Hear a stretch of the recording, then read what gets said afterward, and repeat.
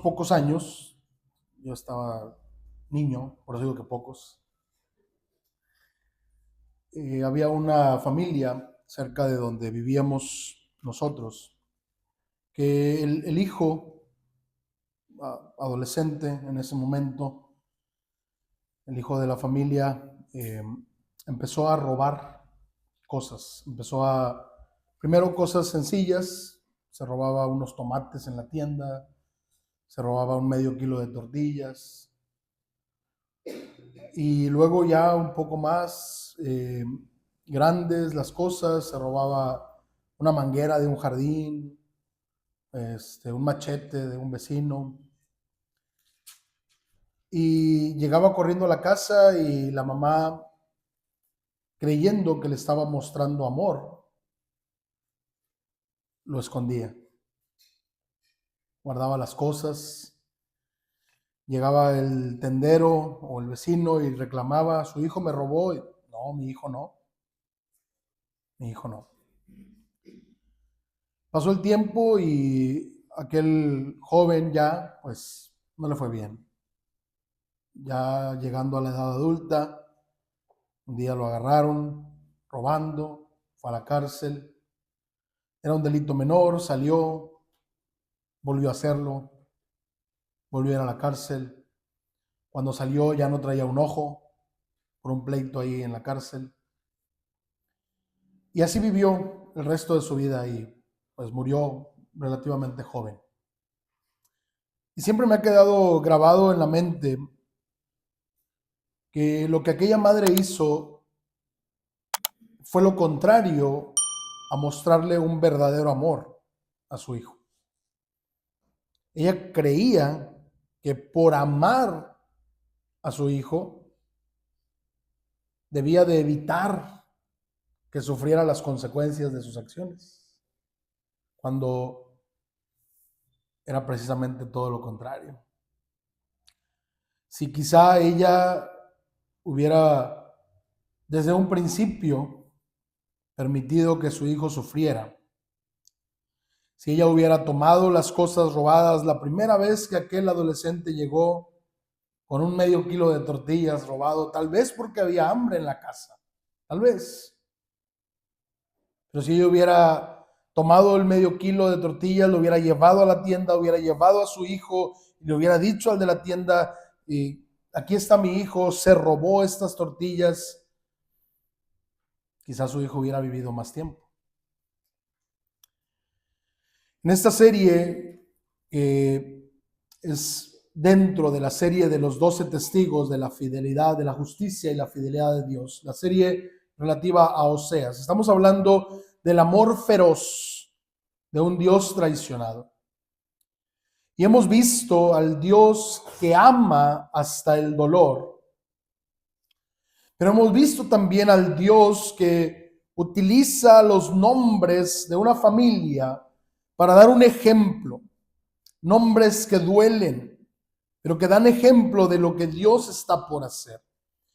Y hoy llegamos al corazón del conflicto, al juicio divino. Y vamos a descubrir algo que trastorna nuestros paradigmas. Y es que en las manos del Dios de amor feroz, el juicio no es una venganza. El juicio no es un desquite. El juicio es más bien una cirugía espiritual. Es el bisturí en las manos del gran médico que prefiere cortar para salvar. El juicio de Dios es un acto de amor.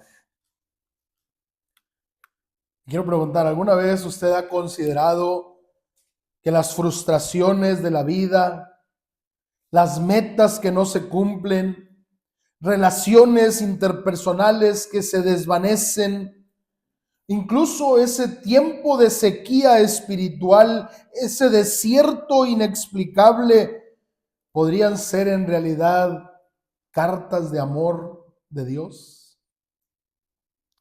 formas en que Dios quiere mostrar su amor, tal vez escritas con tinta de juicio, pero sin duda cargadas de gracia.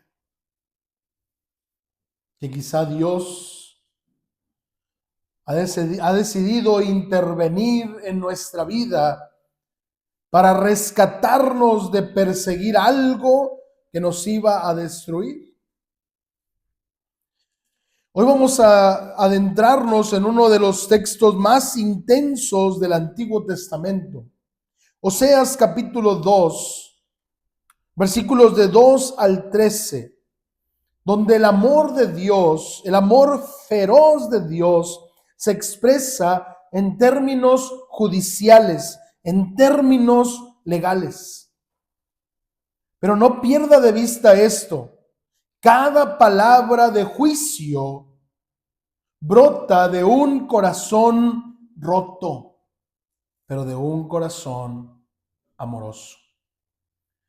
Permítame leer mientras usted sigue con su vista. Oseas 2, del 2 al 13, dice así: Contended con vuestra madre, contended, porque ella no es mi mujer, ni yo su marido. Aparte pues sus fornicaciones de su rostro y sus adulterios de entre sus pechos. No sea que yo la despoje y desnude, la ponga como el día en que nació, la haga como un desierto, la deje como tierra seca y la mate de sed. Ni tendré misericordia de sus hijos, porque son hijos de prostitución. Porque su madre se prostituyó, la que los dio a luz se deshonró, porque dijo: iré tras mis amantes que me dan mi pan y mi agua, mi lana y mi lino, mi aceite y mi bebida. Por tanto, he aquí yo rodearé de espinos su camino y la cercaré con seto y no hallará sus caminos. Seguirá a sus amantes y no los alcanzará. Los buscará y no los hallará. Entonces dirá: iré y me volveré a mi primer marido, porque mejor me iba entonces que ahora. Y ella no reconoció que yo le daba el trigo, el vino y el aceite, y que le multipliqué la plata y el oro que ofrecían a Baal. Por tanto, yo volveré y tomaré mi trigo a su tiempo y mi vino a su sazón, y quitaré mi lana y mi lino que había dado para cubrir su desnudez. Y ahora descubriré yo su locura delante de los ojos de sus amantes, y nadie la librará de mi mano. Haré cesar todo su gozo, sus fiestas, sus nuevas lunas y sus días de reposo y todas sus festividades. Y haré talar sus vides y sus higueras, de las cuales dijo: mis salarios son salario que me han dado mis amantes. Y las reduciré a un matorral, y las comerán las bestias del campo. Y la castigaré por los días en que incensaba a los Baales, y se adornaba de sus zarcillos y de sus joyeles, y se iba tras sus amantes, y se olvidaba de mí, dice Jehová. Lo primero que quiero que observemos en este juicio de Dios como un acto de amor es la acusación que Dios hace.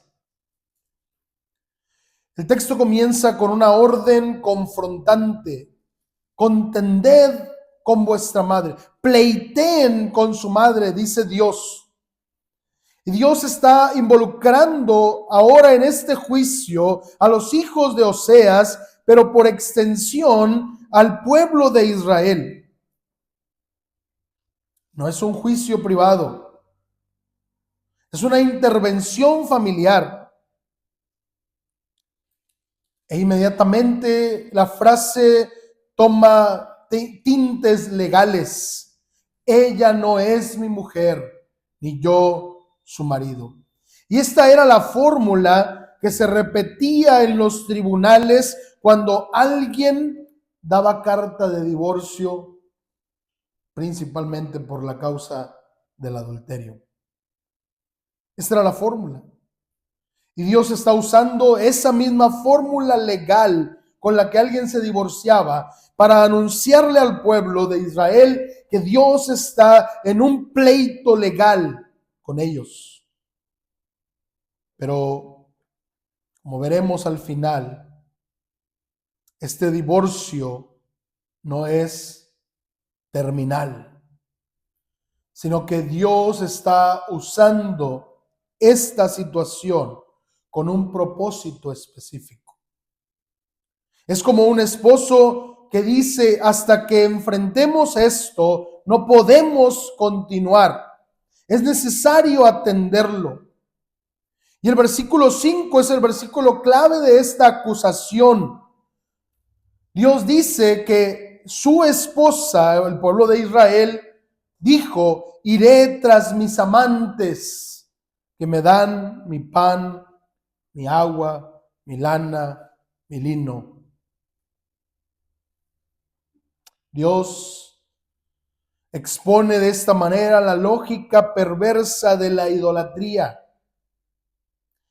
Israel no está adorando a Baal por rebeldía.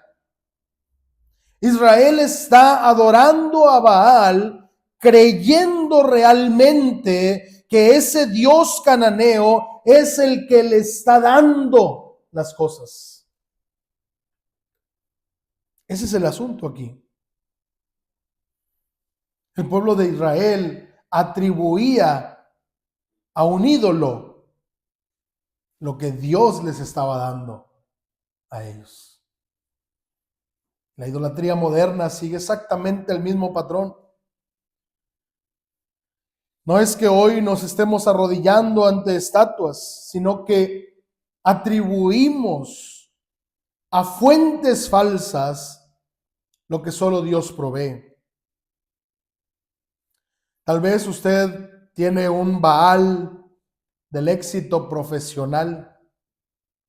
Si logro ese ascenso, entonces tendré valor, identidad, seguridad. Cuando realmente solo Dios puede darnos la verdadera identidad en Cristo. No una carrera, no un trabajo, no un puesto.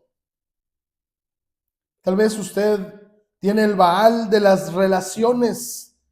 Si encuentro la persona perfecta, entonces seré feliz. Entonces estaré completo. Cuando la realidad es que ninguna relación humana puede darnos lo que solo Dios puede: la plenitud en el Espíritu. Tal vez usted está arrodillado ante el Baal de la aprobación.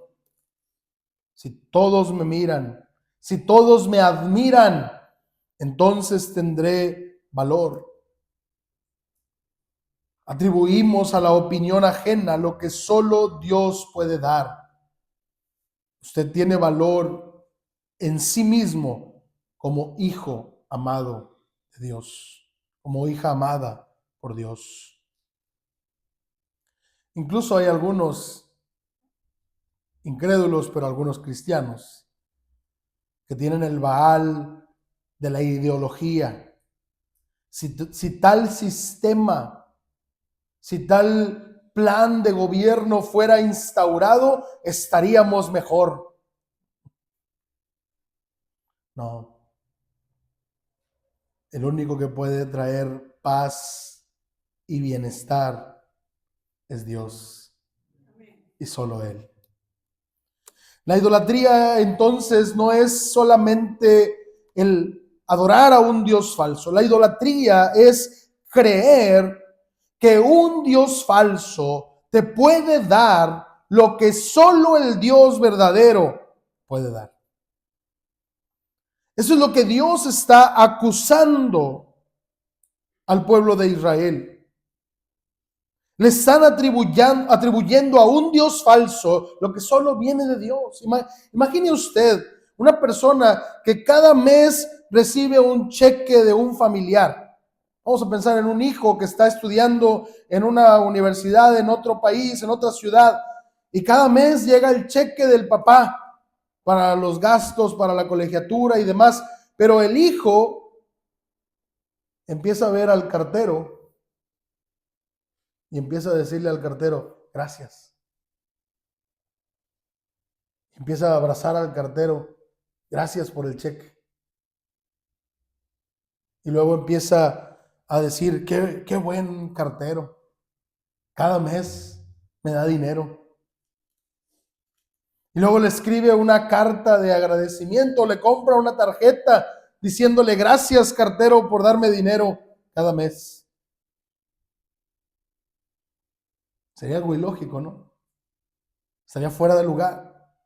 Eso es precisamente lo que Dios está señalando en el pueblo de Israel. Y aún peor, porque ese Baal ni siquiera era un cartero, era un impostor, era un Dios falso.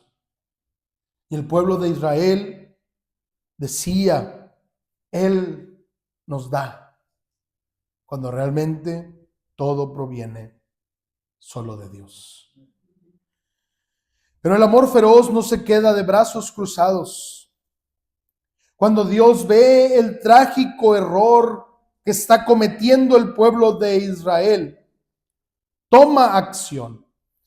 Y lo que vemos a continuación es la estrategia de Dios. El versículo 6 dice, por tanto, he aquí yo rodearé de espinos su camino. El Señor está diciendo, voy a provocar que ellos despierten. Esto es, hermanos, aunque es juicio, esto es misericordia de Dios. Porque Dios pudo haber destruido a Israel inmediatamente. Dios pudo haber enviado un rayo fulminador. Pero Dios no aniquila al pueblo, sino que pone obstáculos en el camino hacia sus ídolos. Ese es el amor de Dios que se está interponiendo para que su pueblo no siga por el camino de destrucción. Dice el versículo 7, seguirá a sus amantes y no los alcanzará. Los buscará y no los hallará.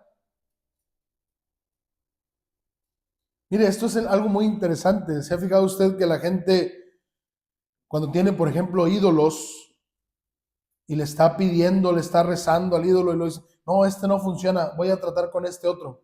¿Sí? Hasta un programa sacaron por ahí, a cada quien su santo. ¿Sí? Cada quien escoja el que más le conviene. O cuando usted está tratando de alcanzar un ascenso o de obtener un puesto y dice, tengo que esforzarme más, tengo que hacer algo diferente, tengo que hacer otras cosas, cuando es Dios el que hace todo. Es Dios el que controla todas las cosas. Y lo que está diciendo el Señor aquí es que Él está impidiendo que Israel encuentre satisfacción en sus ídolos, para que se den cuenta de que los ídolos no pueden. Tal vez a usted le ha pasado alguna vez, sí, en un trabajo, en una relación, en una situación familiar, es que ya puse todo de mi parte, ya hice todo lo que puedo y simplemente no se dan las cosas. A lo mejor te falta lo más importante, buscar a Dios. A veces dejamos a Dios como la última opción. Alguna vez escuché a alguien decir, es que ya intenté todo, ya lo único que me queda es orar. Por ello hubieras empezado. Eso era lo primero. Dios está diciendo que va a poner obstáculos para que su pueblo entienda que un ídolo no le puede satisfacer. Versículo 8 dice, ella no reconoció que yo le daba el trigo, el vino y el aceite, Hermanos, eso es ingratitud. Cuando le decimos a alguien, es que Dios es el que te provee, Dios es el que te sustenta, dice, no, no, no, yo con el sudor de mi frente, con mi trabajo, con mi fuerza, qué peligroso. Eso es no reconocer quién es Dios. La estrategia de Dios entonces es poner cercas de espinos en tu vida, en mi vida. Esas cercas de espinos pueden ser frustraciones profesionales. Cuando hemos hecho del trabajo un Dios. No sé por qué no me sale el trabajo, no sé por qué no funciona, no sé por qué no me alcanza el dinero. Tal vez Dios te está poniendo obstáculos ahí para que dejes de poner tu confianza en el trabajo, en el dinero, y pongas tu confianza en el Señor. La salud física, cuando maltratamos el cuerpo que el Señor nos ha prestado, cuando maltratamos el templo del Espíritu Santo, el Señor permite enfermedades en nuestra vida. Pero es que no sé por qué. ¿No sabes por qué? Así que lo que Dios permite no es simplemente un capricho. Dios no está frustrando nuestra vida solo por frustrarla, sino que lo hace con propósito. Y aquí Oseas nos da 3 propósitos que Dios tiene presentes para poder actuar de esta manera. La estrategia de Dios tiene 3 propósitos. El primero es exponer la mentira. Es para que te des cuenta que ese ídolo no cumple lo que promete. Exponer la mentira para que vea. Número 2, para crear anhelo. Porque como no encuentra satisfacción, entonces se despierta el interés de algo más. Y número 3, para dirigir la mirada.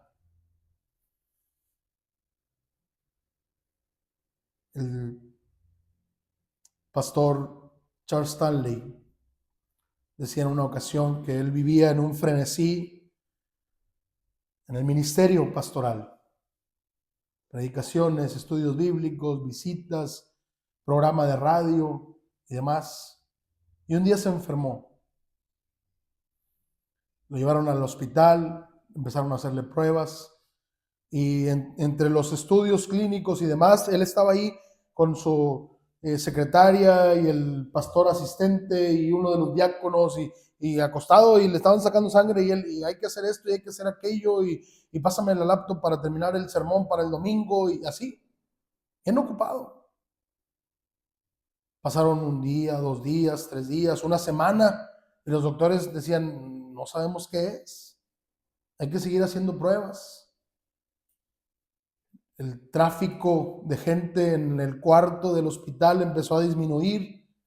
Tuvo que decir, bueno, pues no voy a estar el domingo, pues alguien más predique y pues alguien encárguese del estudio bíblico y alguien más haga el programa de radio y alguien vaya y haga las visitas. Y para la segunda semana ya estaba solo. No tenía nadie a quien atender o ministrar. No tenía una predicación que preparar, no tenía un estudio que dar. Y empezó a orar, leer la Biblia. Y en uno de esos momentos, él dice que entendió que Dios le estaba diciendo, esto es lo que yo quería. Has hecho de tu ministerio un ídolo. Estás más ocupado en el ministerio que en el Señor de la obra. Dice el pastor Stanley, decía en una ocasión que platicó esa anécdota, que cuando él entendió esto, se humilló delante del Señor, se puso cuentas con Dios, y así como de la nada había aparecido la enfermedad, de la nada desapareció. Y decía, los médicos nunca supieron qué fue, pero yo sí sabía que había sido.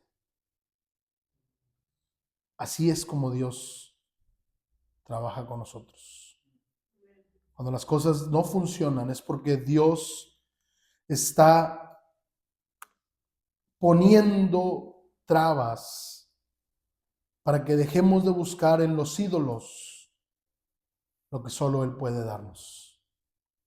Dios no siempre aleja a los ídolos de nosotros. A veces nos aleja a nosotros de los ídolos con esas cercas de espinos, para que no podamos alcanzar, para que volteemos a verlo a Él, para que volvamos a estar en comunión con Él. Siempre he recordado aquella ilustración de un pastor de ovejas que tenía una ovejita que era muy rebelde, muy tremenda.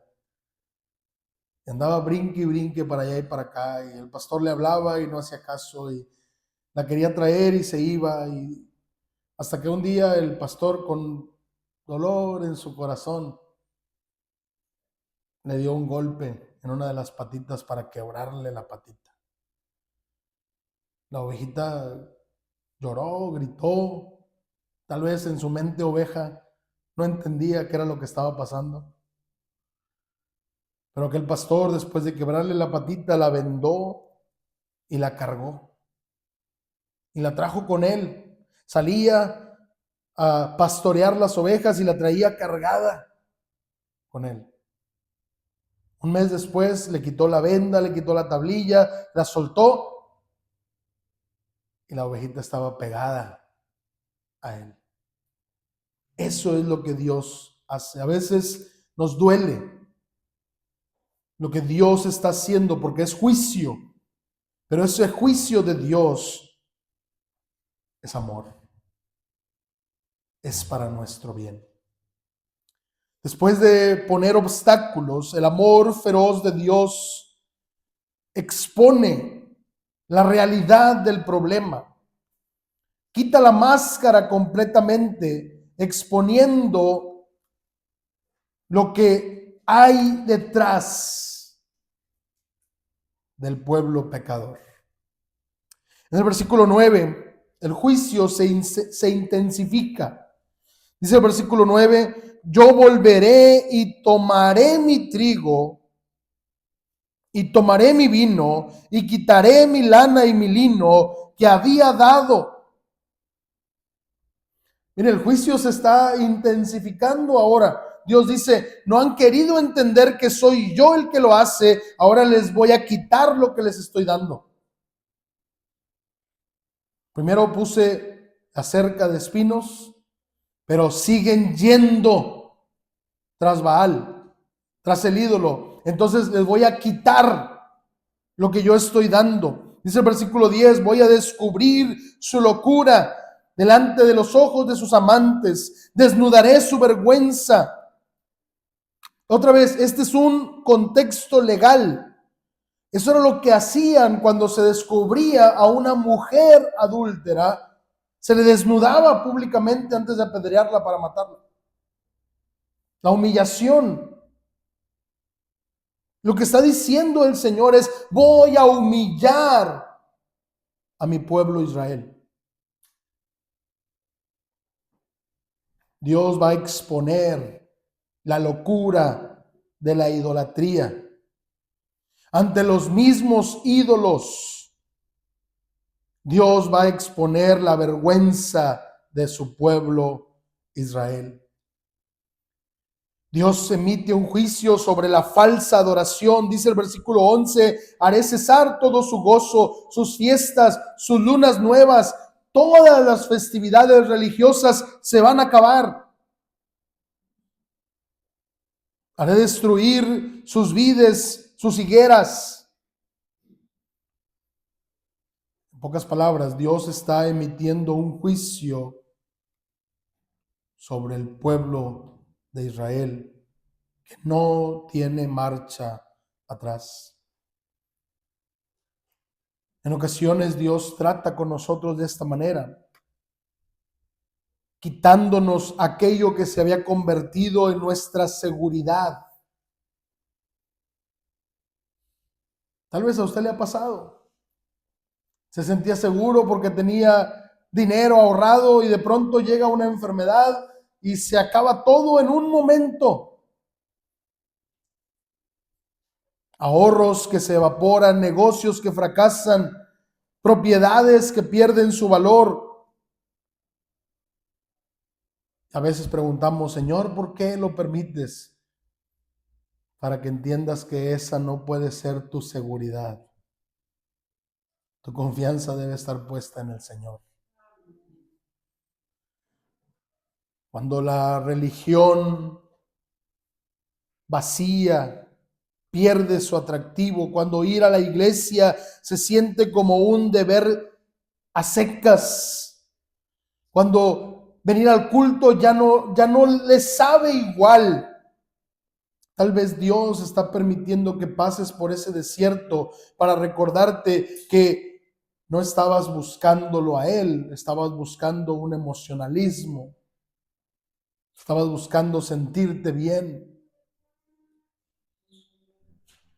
Así que entonces Dios advierte que el pecado ha estado precedido por estas acciones del pueblo de Israel. Dios no dice, Israel me negó. Dios dice, se olvidó de mí. Se olvidó de mí. La idolatría empieza cuando nos olvidamos de lo que Dios ha hecho. Nos olvidamos de lo que Dios es. En pocas palabras, la idolatría comienza con algo muy parecido al ateísmo. Olvidarnos de quién es Dios. Así que tal vez el pecado más peligroso es vivir como si Dios no importara. Vivo mi vida. Me olvido de Dios. El pueblo de Israel es un ejemplo perfecto. Por eso Dios está tratando con ellos. No es la primera vez que el pueblo de Israel se olvida de Dios. Cuando Dios lo sacó de Egipto, lo hizo con mano poderosa. 10 plagas sobre Egipto. Y apenas van llegando a la frontera donde está el Mar Rojo y ya están quejándose. Dios abre el Mar Rojo para que ellos puedan avanzar. Y apenas avanzan y se quejan porque no tienen comida. Dios envía el maná y se quejan porque nada más es maná. Oyen la voz de Dios en el monte Sinaí. Escuchan el estruendo de la voz de Dios y tienen temor y le dicen a Moisés, sube tú y habla con Dios. Y Moisés está arriba en el monte hablando con Dios y el pueblo ya está acá abajo haciendo un becerro de oro. Eso es la amnesia espiritual. Y a veces, mis amados hermanos, somos nosotros igual. Se nos olvida lo que Dios ha hecho. Experimentamos la gracia de Dios, vemos las maravillas de Dios y al otro día nos levantamos como si no hubiera pasado nunca. Por eso Dios tiene que hacer un juicio como un acto de amor. ¿Se acuerda de dónde empezamos? Con aquella mujer que en lugar de castigar a su hijo, lo ocultó. Ese es el amor que la cultura nos enseña. Un amor débil, un amor que deja que los hijos hagan lo que quieran, porque los aman mucho. Si el niño dejó los juguetes tirados, no importa, yo los recojo. Si el niño no quiere arreglar su cuarto, no importa que no lo arregle. Ese es un amor antibíblico. Y lo único que genera es dolor. Porque lo que usted está haciendo al educar a su hijo así es crear un delincuente. Pero el amor bíblico, el amor feroz, el amor de Dios es aquel que dice, te amo tanto que te voy a confrontar. Dios le está diciendo a su pueblo Israel, te amo tanto que voy a poner un alto a tu idolatría. Aunque me cueste, aunque me duela a mí, voy a santificarte porque te amo. Así que yo quiero preguntarle hoy, o más bien quiero provocar que usted se pregunte, ¿qué está usted persiguiendo que lo deja insatisfecho? ¿Qué está usted persiguiendo? ¿Cuál es el Baal en su vida? Que por más que lo intenta no alcanza la satisfacción.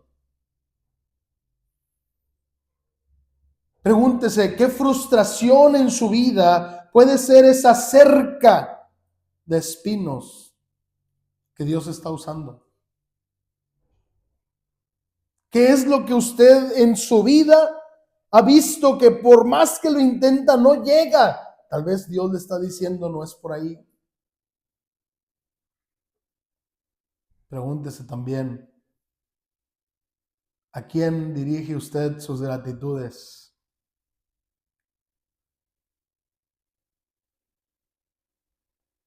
En una ocasión escuché de una familia donde el padre de familia trabaja en la refresquera, esa que es roja con letras blancas. No me dan regalías, no me voy a dar comerciales. Y estaban comiendo y el niño le dice a la mamá, mami, gracias, dice, porque la comida estaba bien rica. Y luego le dice al papá, papi, gracias porque el refresco está bien rico. El papá trabaja ahí donde hacen el refresco. Pero, aunque parece una escena de broma, a veces así somos nosotros. Agradecemos solamente a quienes son los intermediarios, cuando realmente todo proviene de Dios. Amén. Nuestra mirada debe estar puesta siempre en el Señor. En el 2018, durante los incendios forestales en California, hubo una historia que conmovió a todo el mundo. Un bombero llamado Corey entró a una casa en llamas para rescatar a un niño atrapado. Encontró al niño escondido en un armario y al salir, una viga ardiente cayó justo antes de que ellos pudieran alcanzar la puerta. Ya no había forma de salir.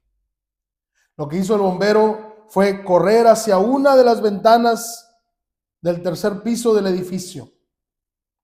Le puso al niño su chamarra, la chamarra del bombero, y lo aventó por la ventana para que sus compañeros lo cacharan.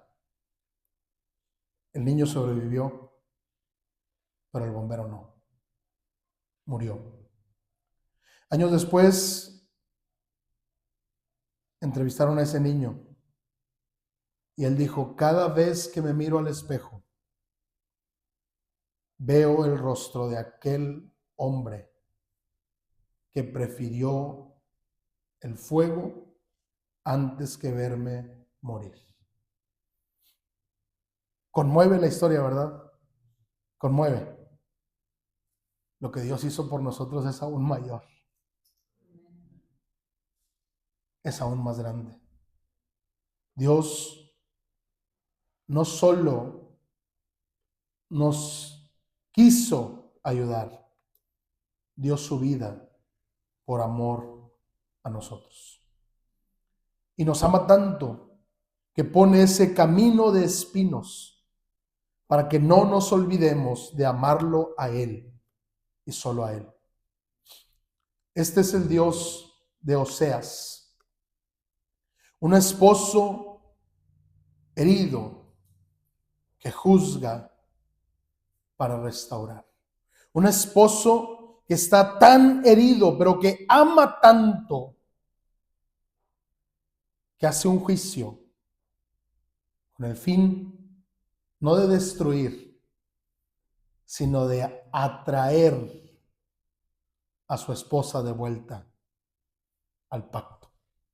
Un Dios que nos ama tanto, que cuando nos estamos alejando de Él, permite que la vida se torne complicada para que nos acordemos que Él es nuestro Dios. Vamos a orar. Padre, gracias. Gracias por tu palabra. Gracias, Señor, por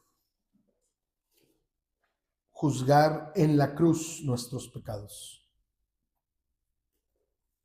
y por recordarnos hoy que tú eres nuestro Salvador, nuestro sustentador, y que solo a ti debemos toda la honra y toda la gloria dar. Señor, a cada uno de nosotros nos has hablado de una u otra manera.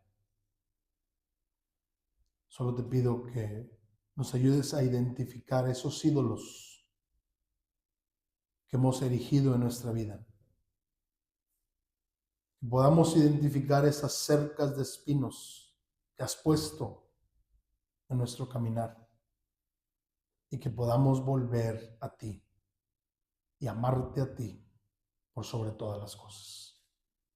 A ti la gloria, hoy y siempre, en el nombre de Jesús. Amén. Que Dios les bendiga grandemente.